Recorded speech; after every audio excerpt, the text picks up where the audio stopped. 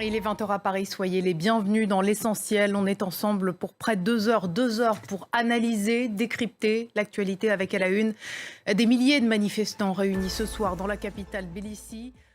Au sommaire également, le projet de loi de financement de la sécurité sociale qui est examiné à partir d'aujourd'hui à l'Assemblée nationale et le gouvernement qui prévoit des coups de rabot sur les remboursements de santé. On en parlera avec Laure Manin et puis du sport également avec cette polémique avant même le début de la cérémonie du Ballon d'Or. Certain que Vinicius Junior ne recevra pas la récompense.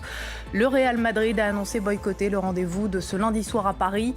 On sera tout à l'heure avec notre envoyé spécial au Théâtre du Châtelet, Serine Bey. Des milliers de Géorgiens manifestent ce lundi soir dans la capitale Tbilissi face au Parlement.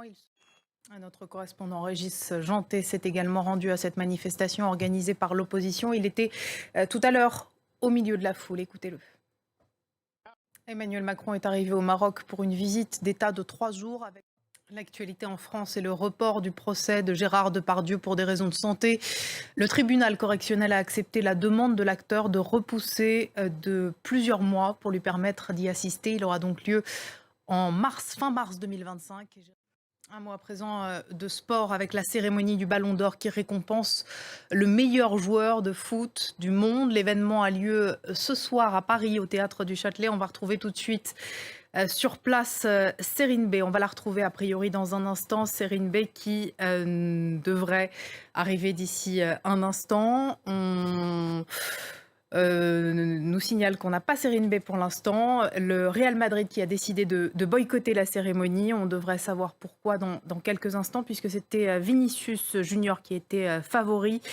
Il ne l'est finalement pas. On me dit qu'on va passer aux élections américaines, la 10-8 avant la présidentielle américaine, alors que l'actuel dirigeant Joe Biden a voté par anticipation.